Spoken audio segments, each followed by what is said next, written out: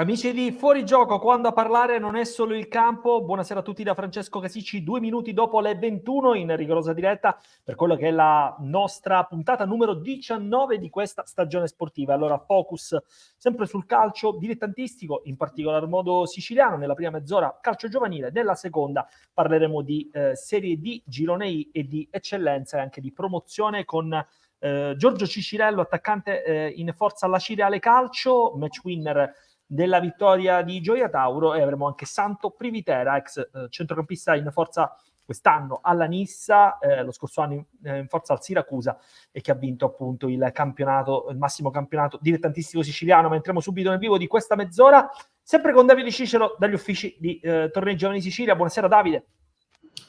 Ciao Francesco, buonasera a te. Al termine, ormai possiamo dire, di questo febbraio che ci ha riservato davvero tante emozioni, ci ha fatto rivedere tanti amici. Sono stati oltre 1300 gli atleti che si sono confrontati nel corso di questi 3 tornei che ci hanno visti a Crotone, Messina e proprio in quest'ultimo weekend a Siracusa. Tanto bel gioco, nonostante la domenica, diciamo, il meteo non è stato dalla nostra parte, ma siamo riusciti a portare a termine un evento che ha visto la presenza di tante squadre maltesi, di una grossa compagine barese e soprattutto tante siracusane che hanno portato a casa i trofei, che contano poco in queste categorie ma fanno sempre piacere e fanno morale.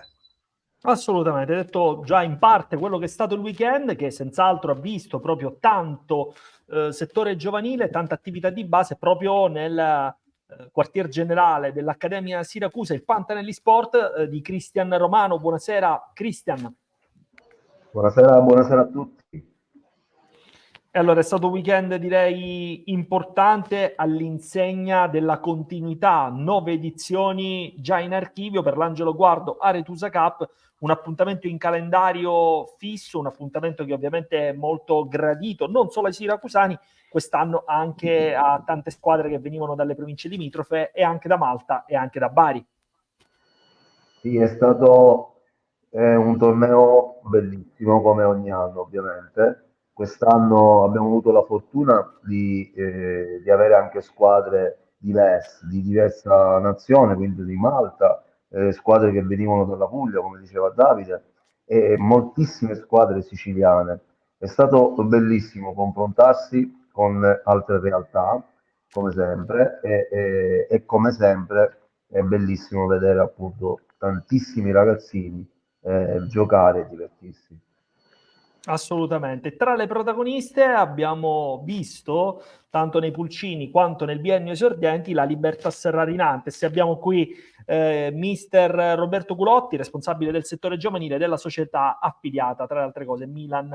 Quindi buonasera mister. Buonasera a te, buonasera a tutti gli ospiti. Sì, diciamo l'ennesima volta che la società Rarinantes si presenta in assi di partenza di questo tradizionale e importante torneo organizzato dalla Società Accademia Siracusa. Sì, come hai detto poc'anzi, la cosa più bella è la partecipazione totale.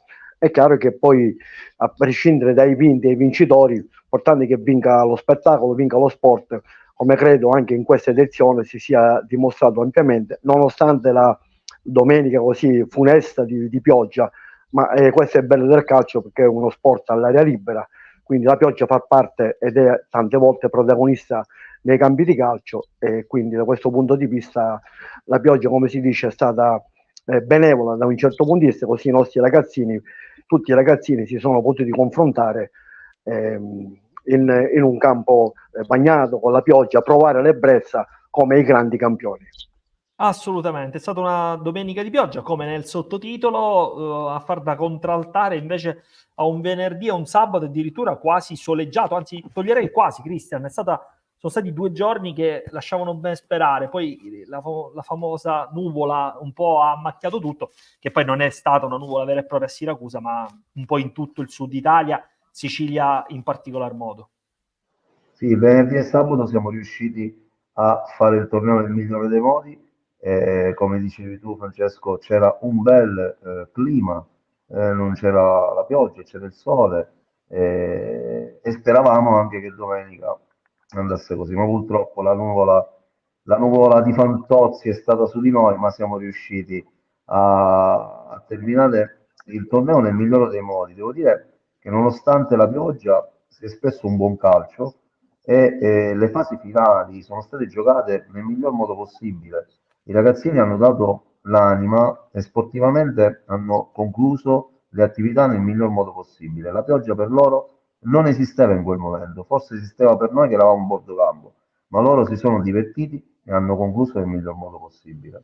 Ecco, mister Culotti, possiamo dire che la pioggia in questo caso è stato un po' anche un aspetto emozionale, no? Nel contesto delle partite finali. La mattina è stata abbastanza incessante, nel pomeriggio poi è andata un po' ad affievolirsi, addirittura le fasi finali erano con campo ovviamente impregnato d'acqua, però praticamente l'ultima partita si è giocata, quasi ironia del destino, con l'arcobaleno. Beh, sì, questo è anche il bello di questo sport, uno sport che si pratica all'aria aperta, dove naturalmente tutti devono capire, ragazzini, che non è sempre il bel tempo che la deve fare da padrona. Come dicevo poc'anzi, questo aspetto è stato molto importante per far capire anche ai genitori che sono ai bordi campo che fare lo sport all'aria aperta con il corpo sano dei ragazzi fa sì che si formano gli anticorpi per poter andare avanti non solo nello sport ma anche nella vita quotidiana di tutti i giorni. Parole che fanno, secondo me, presa ancora di più Davide Cicero mentre scorrono le immagini. Tra le altre cose, intervistato proprio il direttore Miceli della Libertas Sarrarinantes.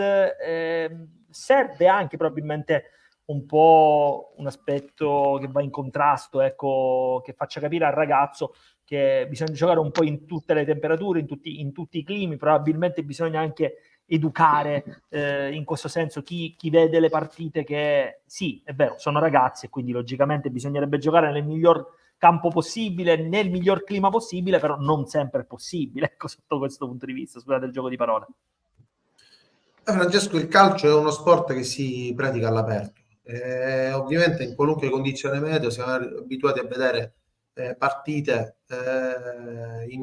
sia con 40 gradi sia con meno 10 e il campo innevato. Ricorderai anche l'Ec Poznan Juventus con il pallone rosso e 20 cm di neve. Ricorderai Galatasaray Juventus col campo praticamente ridotto a un'aia. Che ricordava più una campagna che un campo di calcio che giocare un ottavo di finale di Champions. E ovviamente i bambini, i piccoli atleti devono anche imparare loro stessi a giocare anche in queste condizioni meteo, che poi potranno tranquillamente trovare quando andranno a giocare già a partire dal campionato Under 14, perché se il campo non è impraticabile per motivi meteorologici che possono essere legati all'acqua, alla neve, al ghiaccio o al vento o alla nebbia, ovviamente l'arbitro fa giocare anche quando c'è una pioggia. Di conseguenza ormai i genitori sono diventati apprensivi. Ai miei tempi, quando pioveva, ero felice perché mi divertivo di più a giocare tutto bagnato, il pallone era più veloce, si riusciva a giocare diversamente, ci si divertiva di più. Oggi invece,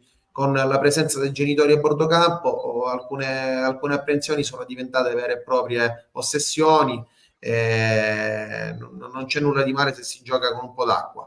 Lo abbiamo fatto nella giornata finale del torneo Angelo Guardo Cup, e come ben detto tu, tra l'altro poi la giornata si è conclusa con un arcobaleno e con il volo di stormi di uccelli migratori che della riserva naturale delle saline del fiume Ciane, che sono limitrofe al centro sportivo Pantanelli, si sono alzati in volo lungo la rotta migratoria che dal sud riporta verso il nord. Quindi bellissimo anche questo finale del torneo Angelo Guardo Cup, e va bene giocare con un po' d'acqua.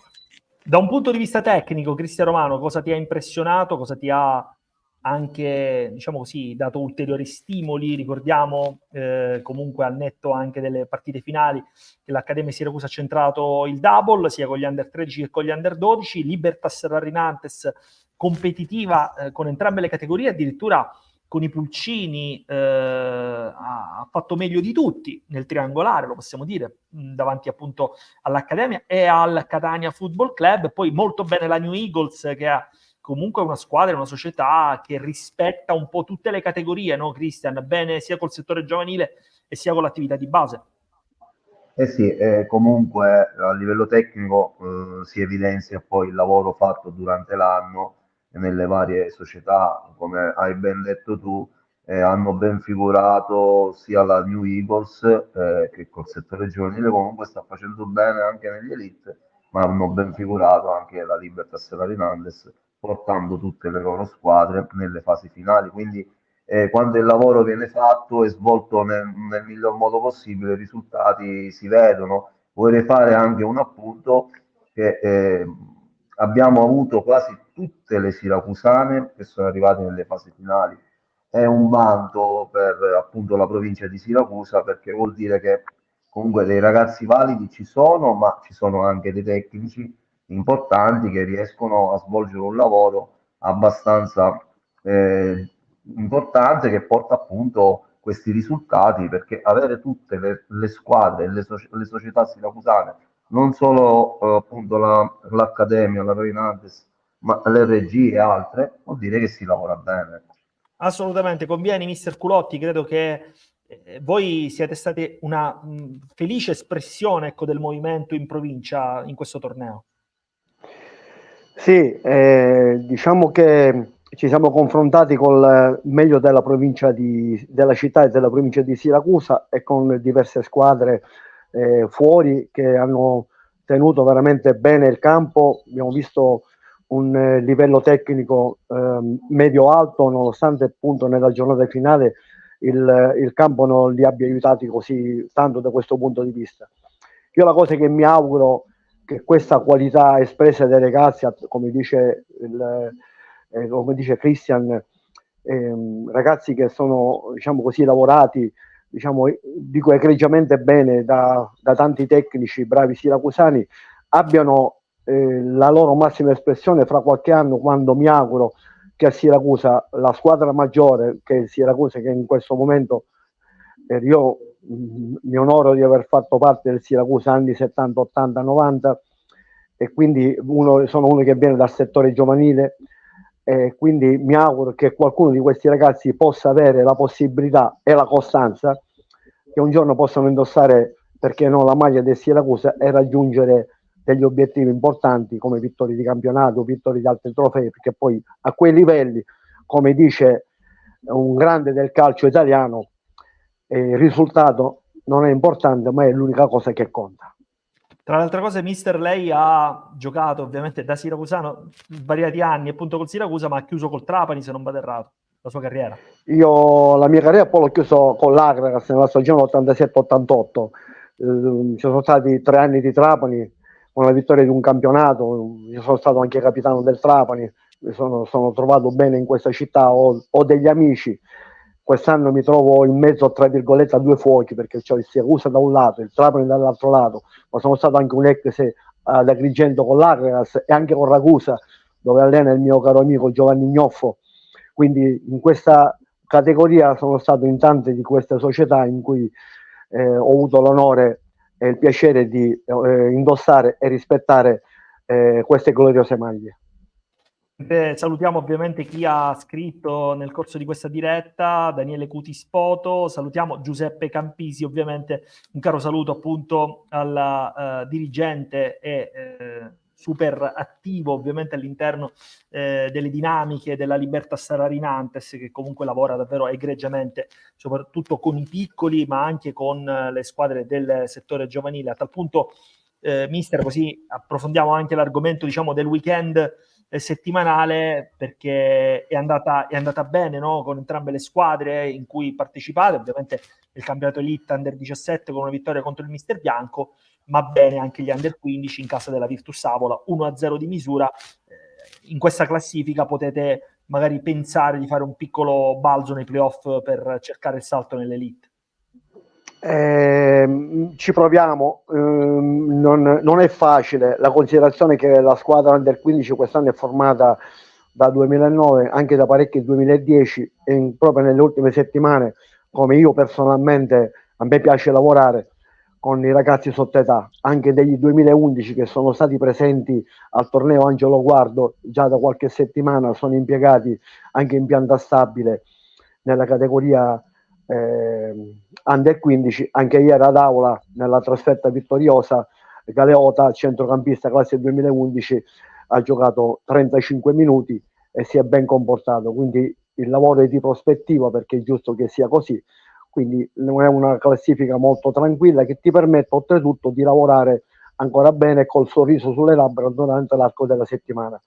Quindi siamo lì, ce la giochiamo, e io a proposito di questo campionato ho visto, a parte il Catania che è fuori classifica, diciamo è fuori portata da un certo punto di vista, le squadre che mi hanno maggiormente impressionato sono stati il Città di Gela e la RG dell'amico Forcellini, che so che lavorano anche loro con sotto età, sono molti i 2010 che partecipano in questo campionato Under 15, e queste società mi hanno veramente impressionato, ma dietro c'è tanto lavoro.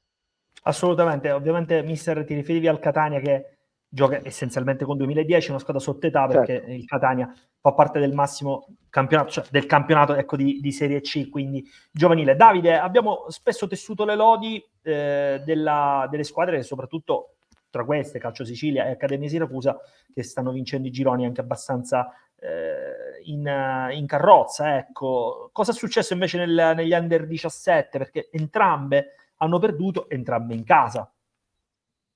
Sì, tra l'altro ho avuto modo di vedere proprio la partita tra Accademia Siracusa e Team Sport per la categoria Under 17.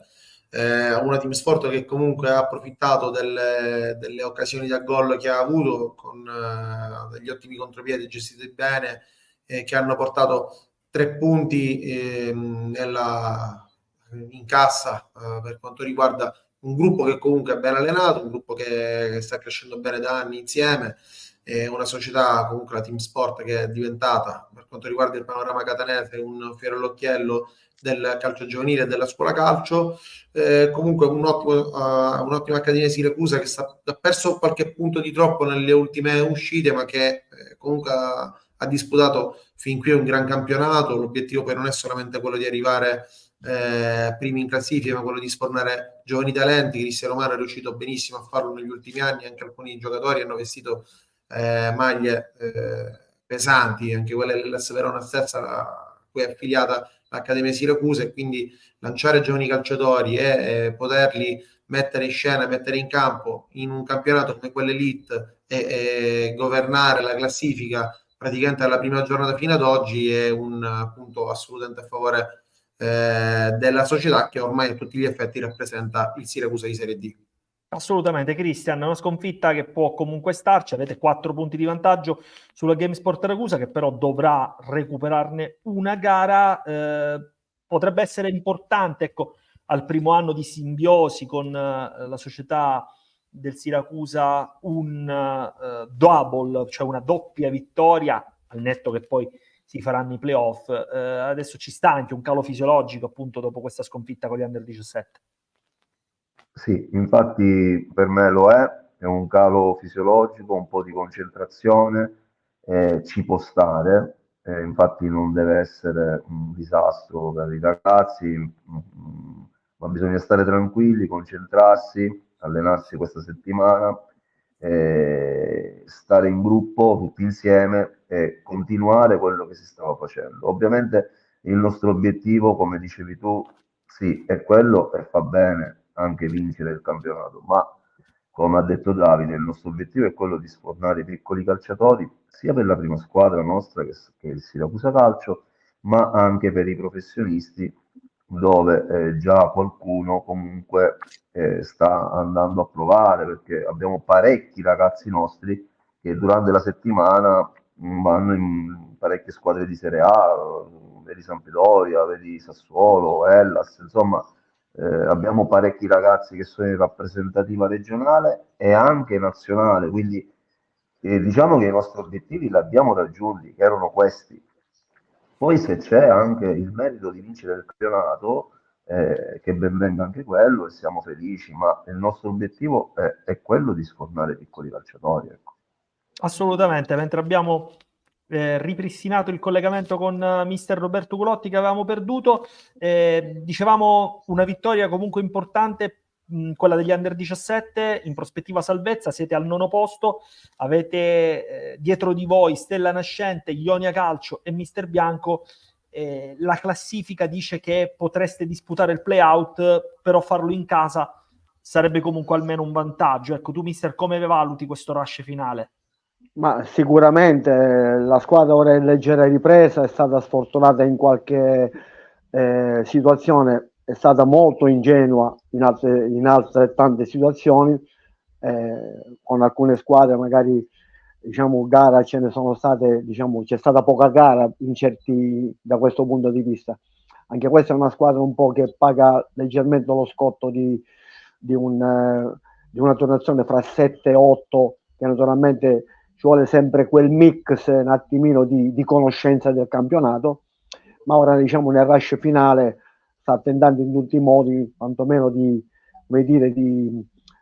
salvare il salvabile, cercando eventualmente di fare il play-out in casa e quantomeno avere, anche se francamente questa squadra anche fuori casa si è comportata bene, non l'ultima la vittoria ottenuta a Modica con ampio successo in casa di una squadra molto forte, molto ben allenata e da un passato di settore giovanile molto glorioso.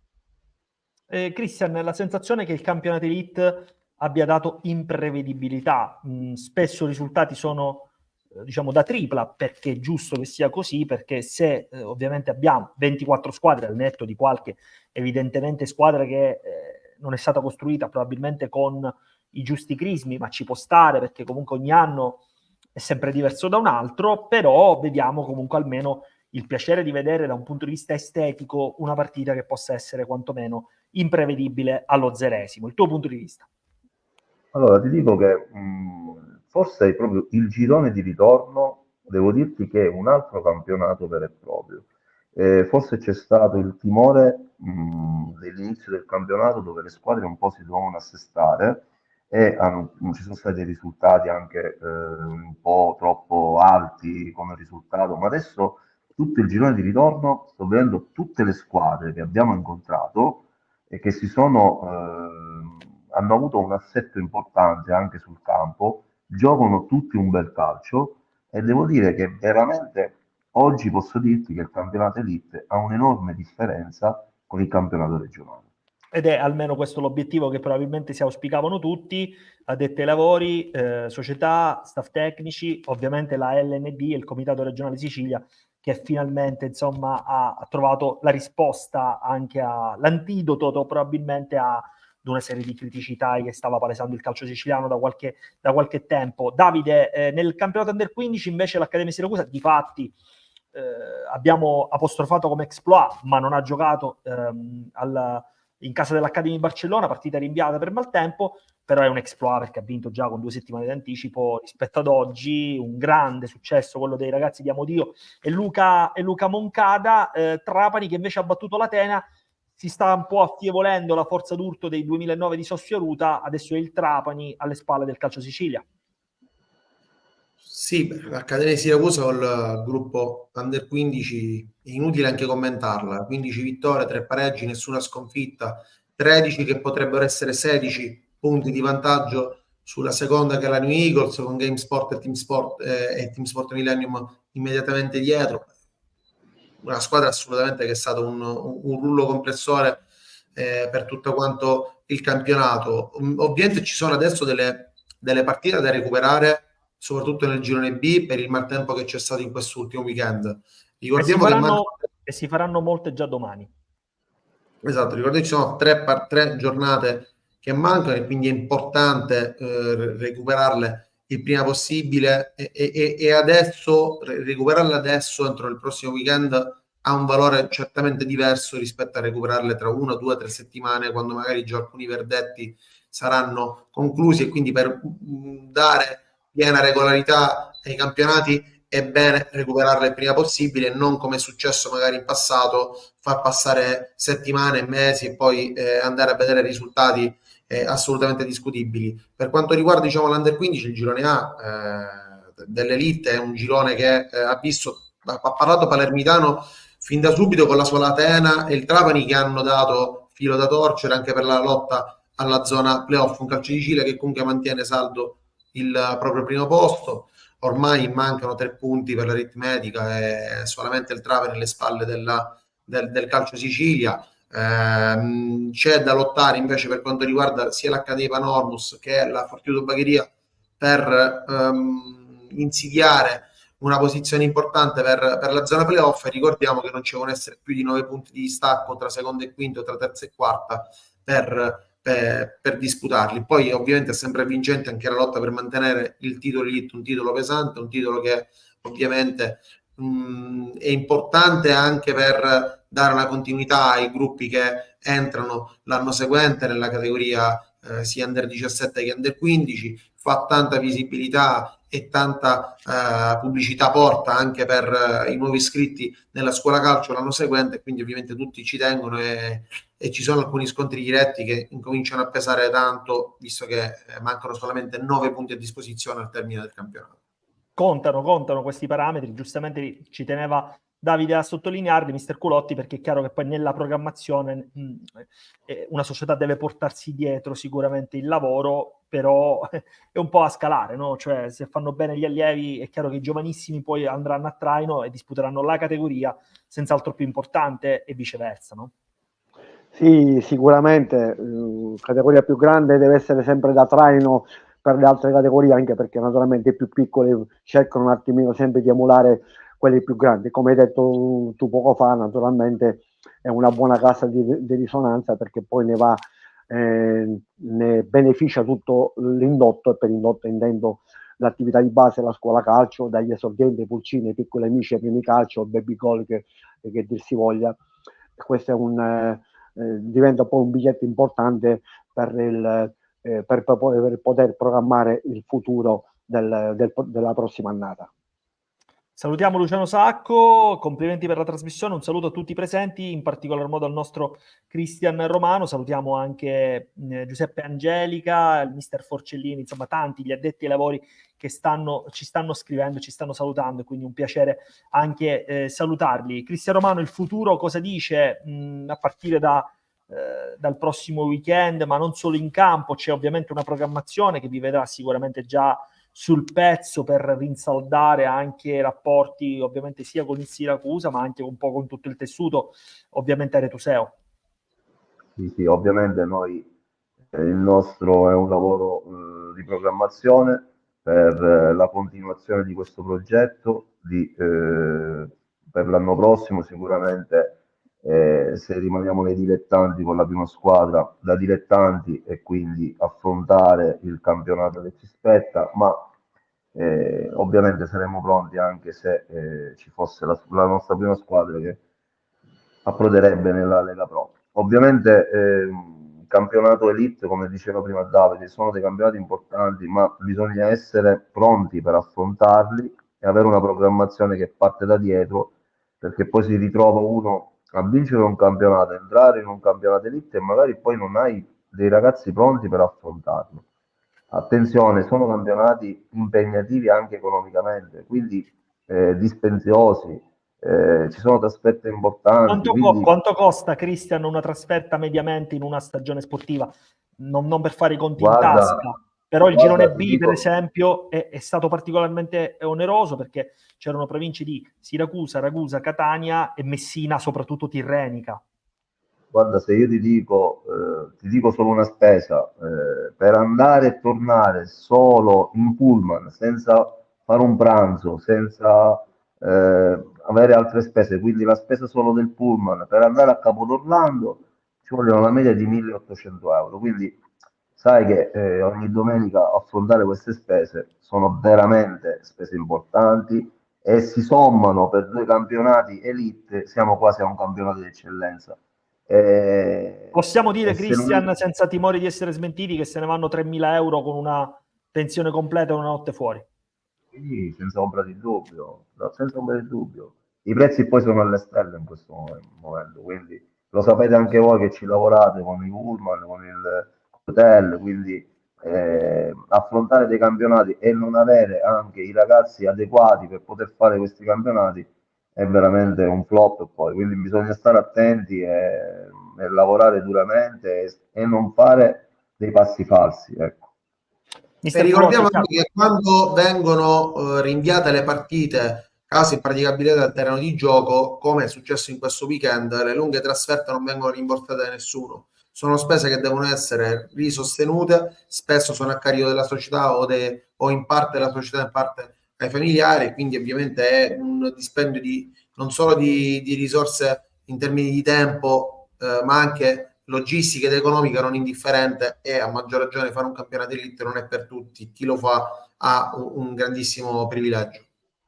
Assolutamente, peraltro aggiungiamo che da un punto di vista di mano, di sostegno economico, c'è poco da un punto di vista sia da un punto di vista amministrativo, politico, no? Credo Cristiano Romano che al limite ci potrebbe essere un sostegno se si fanno 3-4 notti, non è questo il caso ovviamente, perché è una partita. Si gioca la domenica o si gioca il sabato pomeriggio, quindi non si arriva a fare mai queste 3 notti, comunque sono tutte a carico della società, dall'iscrizione ai campionati, dai tesseramenti, campi adeguati per poter giocare, insomma, trasferte importanti, le spese sono veramente, veramente, veramente tante, ecco. Andiamo verso la conclusione di questa prima parte. Mister Culotti, prima di un saluto, ovviamente quelli che sono gli obiettivi della Libertas Rarinantes per questa seconda parte di stagione. Beh, naturalmente, come hai detto tu poc'anzi, innanzitutto cercare di agguantare una salvezza o attraverso il play-out o direttamente sul campo, ma non basta solamente vincere le restanti partite che mancano da qui a fine del campionato. Con gli under 15 che stiamo vivendo un momento abbastanza felice, è quello di sognare, e come io dico tante volte ai miei ragazzi, un calciatore deve sognare sempre. Per quanto riguarda l'attività di base, continua il lavoro così incessante attraverso le indicazioni diciamo che abbiamo attraverso il Milan. Ultimamente è venuto il preparatore dei portieri del settore giovanile, Caniato, e naturalmente quando vengono queste persone non possiamo che fare altro, cercare di assorbire e soprattutto rubare, perché il mestiere dell'allenatore è quello di rubare qualcosa all'altro. Quindi cercheremo di portare a termine qualcosa di importante.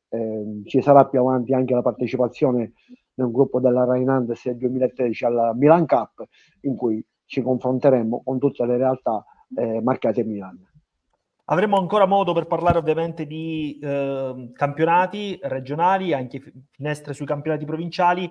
Soltanto un check sul girone D del campionato Under 17, dove la Catania Soccer è andata a vincere in casa del Ragusa Boys, successo che permette appunto ai ragazzi di Filippo La Monica adesso di operare un piccolo allungo, anche se hanno 2 partite in più. E invece, Davide, bisogna dire che la giovanile Rocca è indigesta a Torregrotta, perché andata e ritorno 2 vittorie da parte della società, anche questa affiliata a Milan, che è andata a strappare con punti importanti senz'altro per la crescita della giovanile Rocca. Assolutamente, tra l'altro nella zona tirrenica della provincia messinese ci sono tante realtà che negli ultimi anni soprattutto si stanno muovendo verso la linea giusta. Parlo di New Eagles, parlo di Torregrotta, dello stesso giovanile Rocca, che ovviamente sono delle realtà che hanno a proprio favore un'impiantistica sportiva d'eccellenza, con degli impianti rinnovati, con dei campi in sintetico dove poter fare attività in maniera serena, ma ovviamente i numeri e il bacino d'utenza è sicuramente ridotto rispetto a grosse piazze come Messina, Catania, Siracusa, Palermo, e quindi doppi complimenti vanno a loro che riescono ad ottenere risultati nonostante le varie difficoltà oggettive che riscontrano piazze come Rocca di Capriglione, Capodorlando, Torregrotta rispetto alle più blasonate. Assolutamente, tutte piazze che ovviamente vedranno la 6ª edizione del Sicily Football Cup dal 28 al 31 marzo, ma ne parleremo in questi martedì. Io ringrazio Cristian Romano, per quanto riguarda Accademia Siracusa, il punto che è stato dell'Aretusa Angelo Guardo Cup, e ovviamente un in bocca al lupo per questa seconda parte di stagione. Grazie Cristian. Io vi ringrazio, vorrei concludere facendo dei complimenti a tutti i nostri mister e a tutti i nostri bambini che hanno partecipato all'Angelo Guardo Cup, non solo i vincitori ma anche quelli che hanno partecipato non pur vincendo ma divertendosi, a tutti gli addetti ai lavori che hanno permesso di poter fare nel miglior modo possibile questo torneo grazie al torneo giovanile, e quindi parlo dai magazzinieri, dagli addetti ai campi, tutti. dai baristi che hanno allietato un po' anche i nostri clienti. Grazie, grazie, grazie a tutti i bambini per la loro felicità e la nostra felicità.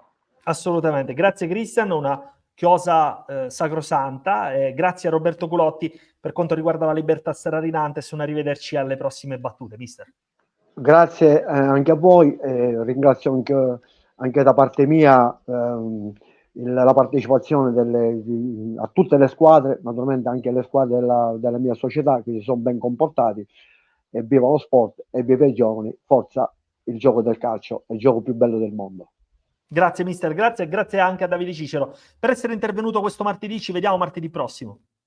Grazie a te Francesco, un'ultima chiosa la faccio sull'aspetto che tanto fa rammaricare gli addetti ai lavori, i genitori e anche i calciatori, ovvero quello arbitrale. Spesso nei campionati anche under 15 provinciali ci si aspetta, si pretende di avere un arbitro già a livelli dei campionati professionistici. Poi vai a vedere quello che è successo in questo weekend nel campo di eccellenza a Paternò, dove la terna arbitrale ha commesso dei grossi errori, degli abbagli clamorosi che partono purtroppo dalla designazione errata dell'amico Michele Giordano, il presidente del CRA Sicilia, che ha sicuramente fatto una designazione poco generosa nei confronti della compagine rossazzurra, designando l'assessore alle politiche sociali del comune di Enna, alla diretta avversaria dell'Enna Calcio, alla vittoria del campionato di eccellenza. Altrettanto errore grave quello della terna arbitrale commessa a Palazzo La Crede nell'1-1 siglato al 96esimo con un gol che si è stampato sul palo e invece è stato convalidato, e quindi a volte nei campionati giovanili ci si aspetta chissà che arbitro, guardiamo nei campionati di promozione, di eccellenza, per non parlare di Serie A, dove ci sono 500 occhi, non riescono a segnalare bene in maniera corretta le decisioni. Quindi nei campionati giovanili diamo tempo e spazio agli arbitri di crescere, facciamoli sbagliare in questi campionati come sbagliano i giovani calciatori, e soprattutto la domenica andiamo allo stadio con una calma che sicuramente fa bene tanto ai calciatori quanto ai giovani arbitri. Parole sacrosante le tue. Grazie Davide per un giusto feedback, ovviamente, che ci giunge anche dal mondo ovviamente del calcio dilettantistico, che sicuramente soffre anche gli errori evidentemente di addetti ai lavori, perché in questo caso gli arbitri sono ovviamente dei protagonisti, possono sbagliare, ma sono stati errori anche abbastanza grossolani, quello di Palazzola Crede nella partita che è finita 1-1 appunto contro il Megara Augusta. Adesso ho il piacere di introdurre appunto due calciatori che appunto respirano pallone, ovviamente partite, e un tipo di calcio che ci piace raccontare a fuorigioco. Parliamo di Santo Privitera. Ciao Santo. Buonasera a tutti. E Giorgio Cicirello. Ciao Giorgio. Ciao a tutti, ciao Santo. Ciao amico mio. E allora, partiamo proprio da questo primo assunto che l'amico Davide ci ha un po' così, senza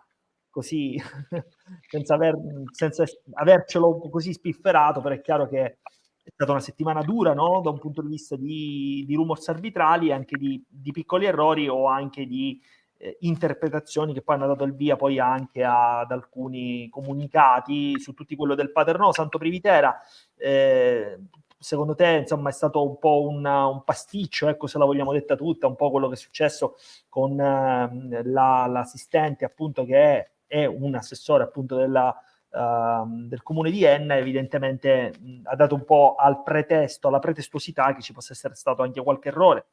E poi, ovviamente, anche l'errore abbastanza grossolano di Palazzola Crede, non so se hai avuto modo di vederlo, palla che è andata a stamparsi sul palo e addirittura un altro assistente ha segnato il gol. No, quello di Palazzolo no, però il fatto di Paternò, del segnalinea che hanno mandato che era di Enna, secondo me è stato un gravissimo errore, perché sono due squadre che si stavano giocando il campionato e quindi vuoi non vuoi sapere che c'è un guardalinea che è di Enna, diventa, diciamo, poi ovviamente qualsiasi errore abbia fatto diventa facile da giudicare. Eppure però è da un paio di, forse da un anno, ecco, che ormai hanno tolto la territorialità. Sappiamo che appunto ci possono essere arbitri che addirittura possono anche arbitrare squadre della città natale. Tu Giorgio che ne pensi di questo aspetto?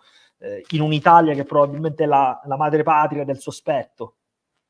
Ma penso sicuramente che non c'è malizia in quello che fanno. Cioè, si sbaglia dalla Serie A che hanno il VAR, pensiamo in queste categorie, dai piccoli ragazzi che giocano, che anche i genitori, molti genitori fanno un casino. Ma io penso che già dai piccoli si devono divertire, devono pensare solo a divertirsi e basta. E questo In credo queste che sia. categorie succede, purtroppo, succede in D, succede in eccellenza, in promozione, in qualunque categoria, perciò penso sia normale sbagliare.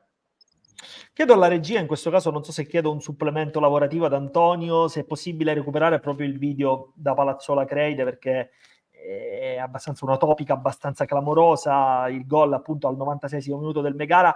Se avremo modo di recuperarlo lo vedremo, però prima parliamo ed entriamo nell'argomento appunto della Serie D, perché è un campionato, Giorgio Cicirello, che vede adesso la Cireale giocarsi carte importanti anche per la zona playoff, 3 vittorie consecutive, è una squadra che adesso è in salute grazie anche al tuo gol decisivo appunto contro la Gioiese domenica. Sì, ora abbiamo degli scontri importanti, soprattutto in casa, abbiamo il Sant'Agata, poi avremo il Castelnuovo, la Vibonese, che ce la possiamo giocare con tutti, sinceramente possiamo puntare a far bene, a fare i playoff, perché Acireale è una piazza che lo merita sicuramente, perché ha un blasone troppo grosso per stare fuori dai playoff e non puntare magari a vincere il campionato. Ma già c'è un progetto importante che i presidenti stanno portando avanti perché sono prima dei tifosi e poi dei presidenti. Stiamo vedendo appunto il tuo gol, un gol di testa, un gol da attaccante, non segnavi da 2 mesi Giorgio, ma i tuoi gol sono sempre pesanti. Sì, diciamo di sì, però potevo farne qualcuno in più, ma va bene così.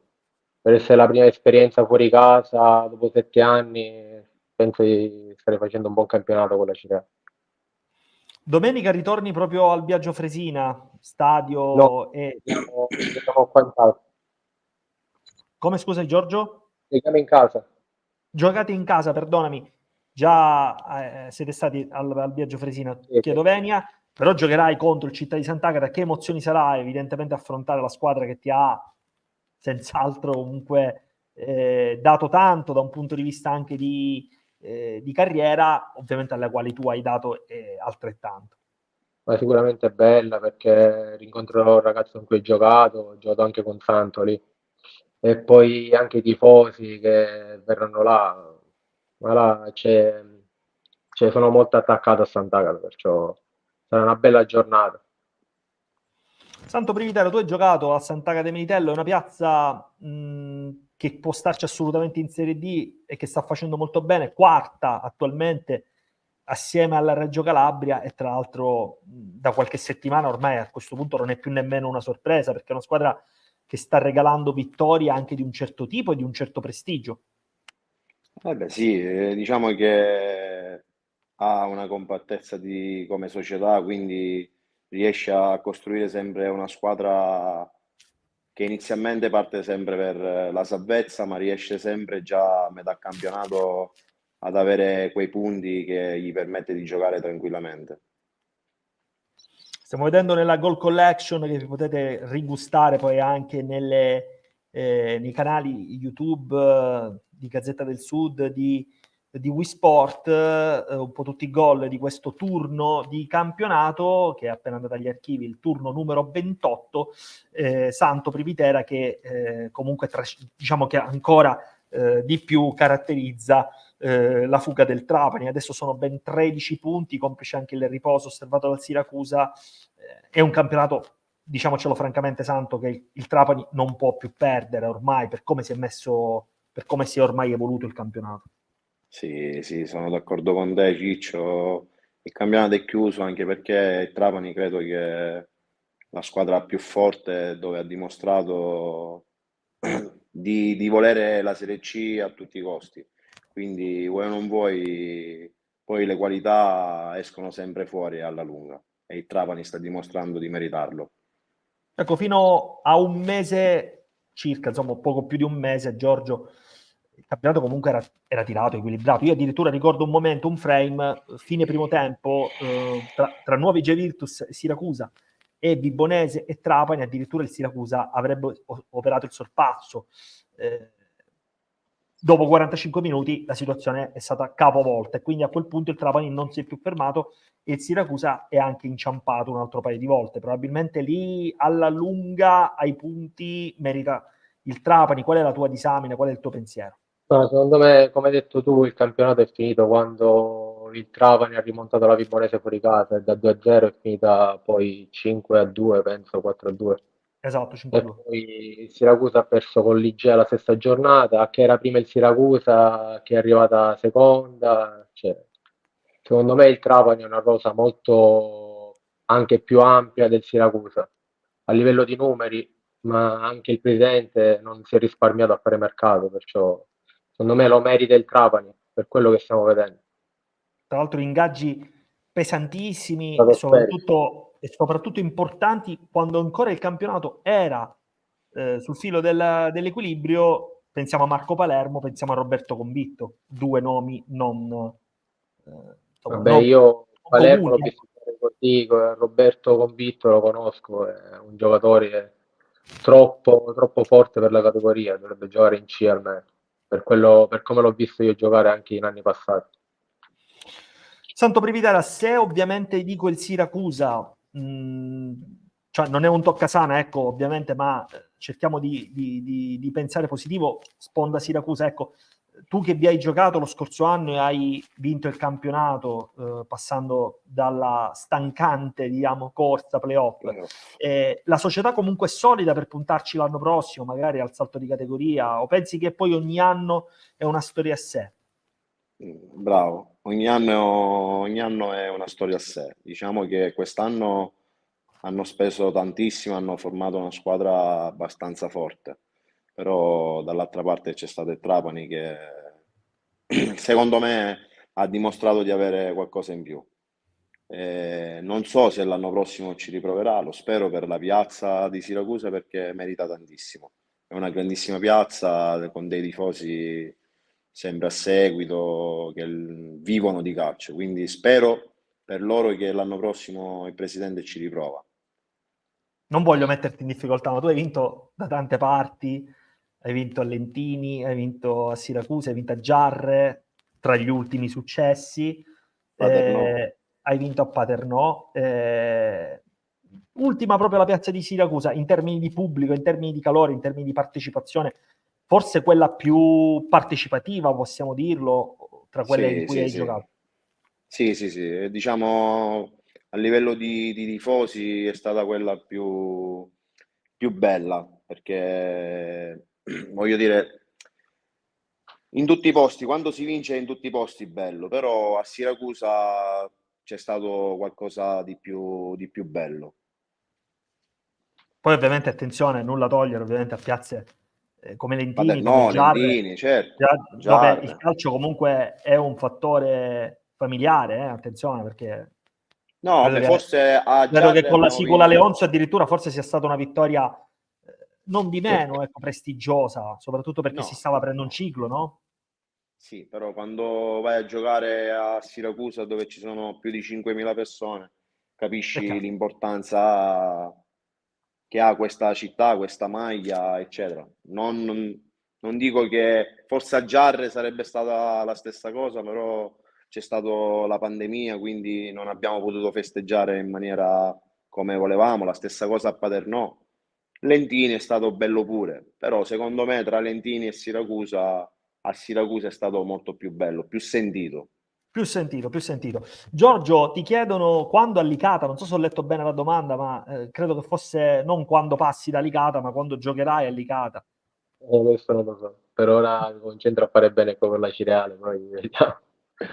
Non era una domanda del sottoscritto, era una domanda, semplicemente ho riportato una domanda, non me ne voglia. Invece Edoardo Bruno, tifoso dell'Enna, ci fa i complimenti, complimenti a Santo Privitera, un gran bel giocatore Enna e Nissa le più forti dei rispettivi campionati quest'anno, ed è il giusto trampolino anche per parlare di quello che è questo campionato d'eccellenza che attualmente vede Nissa nel girone A, Enna nel girone B avere un denominatore comune, 7 punti di vantaggio su Paternò e su Pro Favara.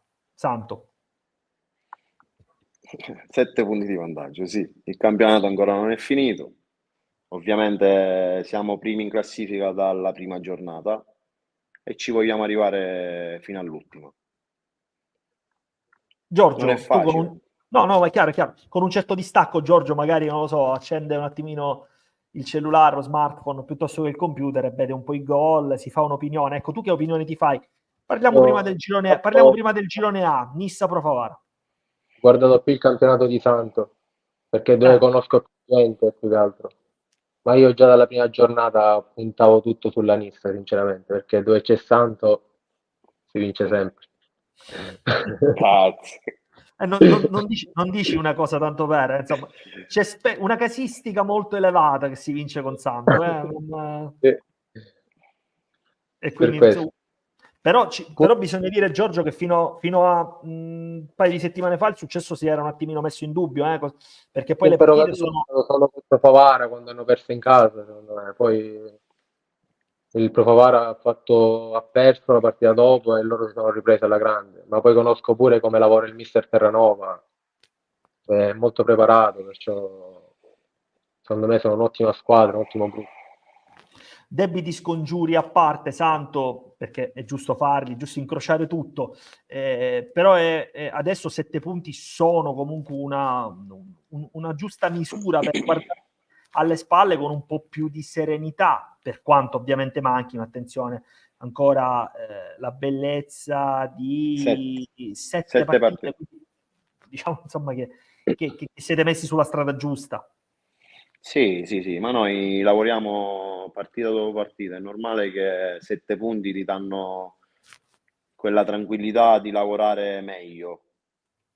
Ovviamente prepari la partita sapendo che hai 7 punti di vantaggio, però vuoi non vuoi devi provarle a vincerle tutte. Poi quando ci sarà la matematica forse inizieremo a festeggiare, però in questo momento ti dico che prepariamo la partita dopo partita per vincerla, poi vediamo un po' quello che succede.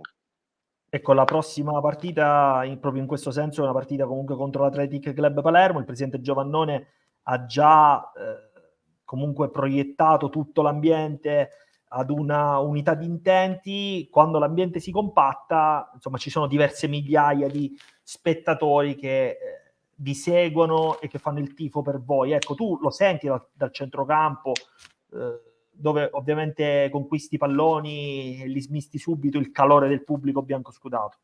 No, sì, quest'anno dalla prima giornata è stato il nostro 12° uomo in campo, perché sono venuti in tantissimi già dalla prima giornata e questo ti posso dire che non mi era mai successo in altre squadre.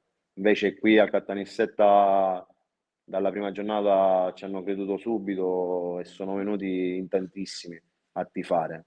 E fino adesso diciamo che ci seguono tantissimo. Abbiamo risvegliato una città dove per tantissimi anni ha sofferto e speriamo che quest'anno riusciamo a farli contenti.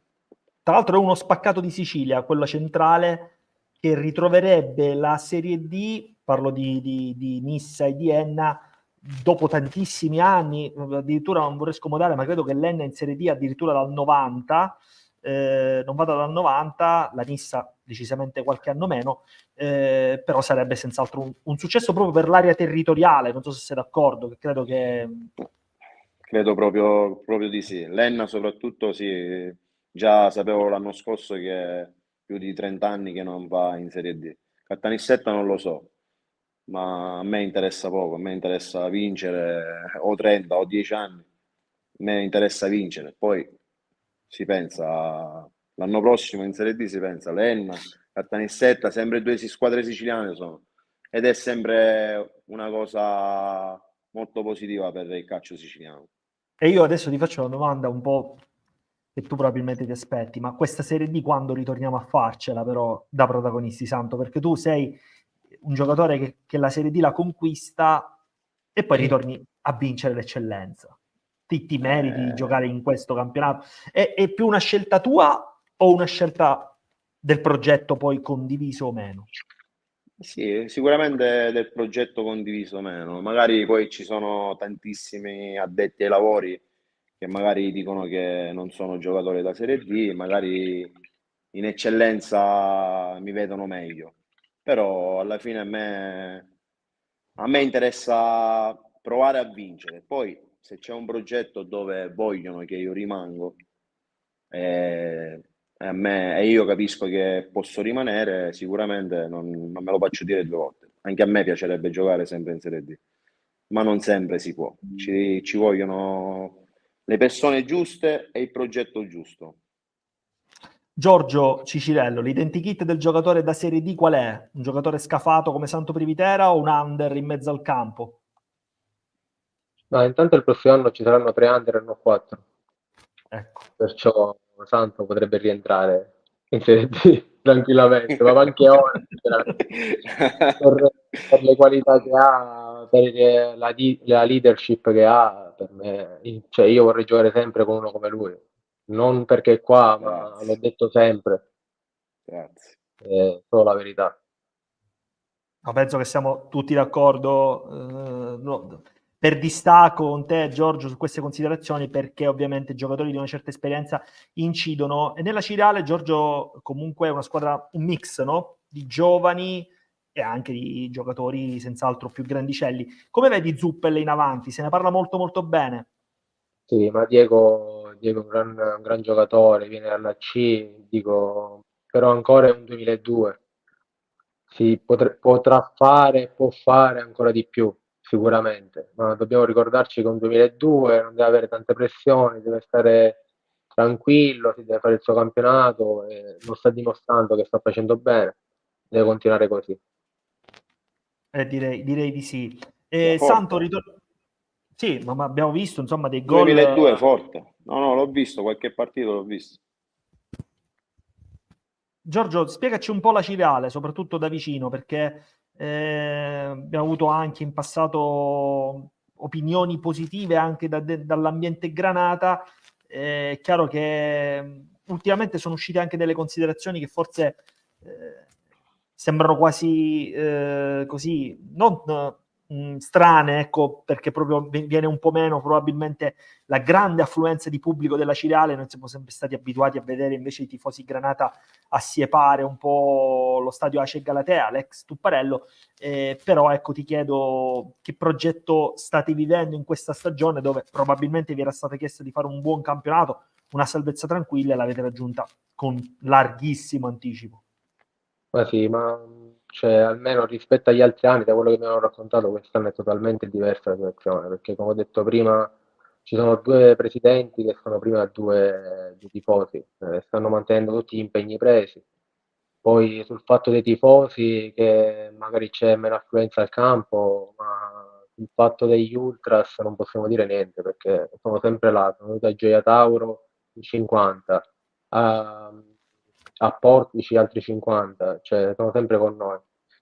Magari quel tifoso medio che potrebbe venire al campo non sta venendo perché magari non stiamo facendo un campionato al vertice, però penso che per fare le categorie che vogliono loro si deve passare sempre dalla D, sempre passo passo si arriverà alle categorie che vogliono fare loro, perciò serve ora il loro entusiasmo che lo devono riportare al campo, solo questo. È chiaro che anche Santo Privitera ci potrai confermare che per poter scalare le vette ci vogliono tante componenti, no? La società, ovviamente i giocatori, ci vuole una serietà e un'appetibilità poi a 360 gradi, e poi ci vuole anche il pubblico che faccia la sua parte, no? Prima di tutto ci vuole la serietà, poi ci vuole una società dove vuole investire per portare avanti un progetto o salire di categoria. Poi è normale, ci vogliono le persone giuste e competenti per fare calcio. Oggi in molte squadre ci sono muratori che fanno direttori sportivi, allenatori che la mattina vanno a vendere pesce, e quindi quando questi componenti è normale che non ci può essere mai la serietà di squadre che vogliono ambire. Trapani ti insegna che ci sono tante competenze per portare una squadra in Serie C. Parlo di Cattanissetta perché ci sono io e ti posso garantire che c'è una società seria, persone competenti, direttore sportivo competente, dove tu dici si può fare calcio. Poi non è detto che si vince, attenzione, però già quando tu vai a chiamare un giocatore capisci che c'è una società strutturata per poter provare a vincere. Ci scrive Secondo me, Luca Lopiano, Forza Nissa, grande Privitera, quindi anche grazie. dai tifosi ovviamente biancoscudati, un chiaro incitamento appunto alla squadra, in questo caso anche a Santo Privitera. Tra queste squadre vedi anche l'Enna, Santo, che ha quelle componenti per vincere il campionato, più del Paternò per esempio? Non lo so se più o meno, però a Enna già hanno perso l'anno scorso contro il Siracusa e credo che sono stati bravi a riprovarci. Quindi per forza devono essere una società che ambisce e competente per riprovarci e spendere di nuovo soldi, perché per andare in Serie D devi spendere soldi, perché l'Enna ha una delle squadre, non lo dico io, dico ci sono dei nomi importantissimi, quindi vuoi o non vuoi, ci stanno riprovando e forse quest'anno ci riescono. Spero per loro, perché ho tantissimi amici che giocano ad Enna e l'anno scorso, per fortuna nostra, abbiamo vinto noi, ma loro hanno perso. Ricordo quella finale tra tantissimi ex compagni di squadra, era praticamente Sì, una gran partita che voi avete rischiato seriamente di non vincere, perché all'ora di gioco eravate sotto di un gol, quasi due, Santo, quasi due, dai. quasi due, certo. Ma lo sappiamo, il calcio lo sappiamo com'è. Ci sono momenti dove tu pensi di non riuscire a segnare, magari loro si sono trovati in vantaggio, poi siamo stati bravi, fortunati, perché la fortuna ci vuole, a ribaltare tutto. Assolutamente. Giorgio Cicirello, per te questi 7 punti che accomunano Nissa ed Enna sono secondo te giusti, ecco, per andare fino in fondo? Lo sto seguendo un po' di meno, sinceramente, però ho visto il risultato del Milazzo a Paternò del 2-1 perché seguo mister Venuto. Dico il Paternò perciò ha perso altri punti. Ormai mancano anche lì, penso, 7 partite. Dico, l'Enna è in vantaggio, ha dei bei punti di vantaggio, perciò non penso sia fatta, però quasi.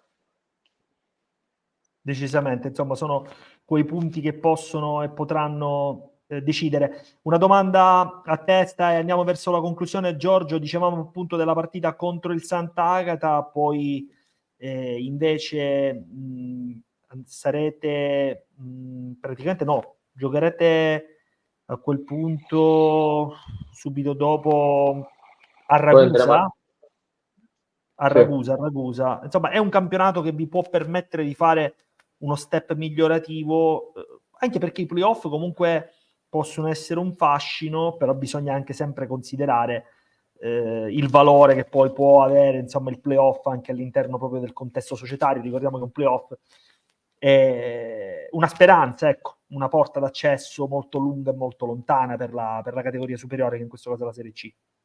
Sì, ma secondo me intanto per i playoff passa tutta la domenica la partita col Sant'Agata, perché loro hanno 43 punti, noi 37, loro ancora devono riprosare 2 partite, noi già l'abbiamo fatto, perciò penso che passi tutta la domenica. Poi il fatto dell'ambizione di salire in C col punteggio, questo penso che la società, poi non so, non penso voglia fare un salto così. Però penso che lo merita il blasone di andare ai playoff, il blasone della Cireale Calcio. Penso questo per i tifosi, per noi che facciamo sacrifici e per la società che dopo tanti anni si è messa a posto e sta mantenendo gli impegni. E questo credo che sia assolutamente, prima di ogni cosa, l'assunzione di responsabilità. Santo Privitera, ci sarà questa partita domenica contro l'Athletic Palermo, la prima di 7 evidentemente finali per voi. Sì, sì, sì. No, vabbè, giochiamo contro l'Atletico Palermo che ha giocatori credo che possono giocare in qualsiasi altra squadra a vincere. Prendi Caronia, Manfred, tanto Tra per l'altro citarne qualcuno. partita bene in questa stagione, adesso con 28 Sì, punti vive una fase interlocutoria centrale. era una delle candidate per provare a vincere il campionato. Poi sai benissimo che i risultati sono importantissimi e quando non riesci a fare delle vittorie ti ritrovi, diciamo, sotto e devi lottare magari per altri obiettivi. Però giocheremo sicuramente per vincere e loro verranno qui per provare a fermarci. Siamo sempre la capolista, quindi vuoi o non vuoi metteranno qualcosa in più. Assolutamente. Tra questi avrai l'amico Andrea Aragonese che ti saluta, sicuramente contento delle vittorie, ovviamente di Santo Privitera e della Nissa. Andiamo verso la conclusione. Santo Privitera, io ti ringrazio, grazie per questo intervento a fuorigioco, un in bocca al lupo per questo rush finale. Grazie a te Ciccio, buona serata a tutti. Ciao mio frate Grazie Ciccio. Santo. Giorgio, Ciao. ti voglio bene. Ciao, voglio bene anche Ciao, io. bye.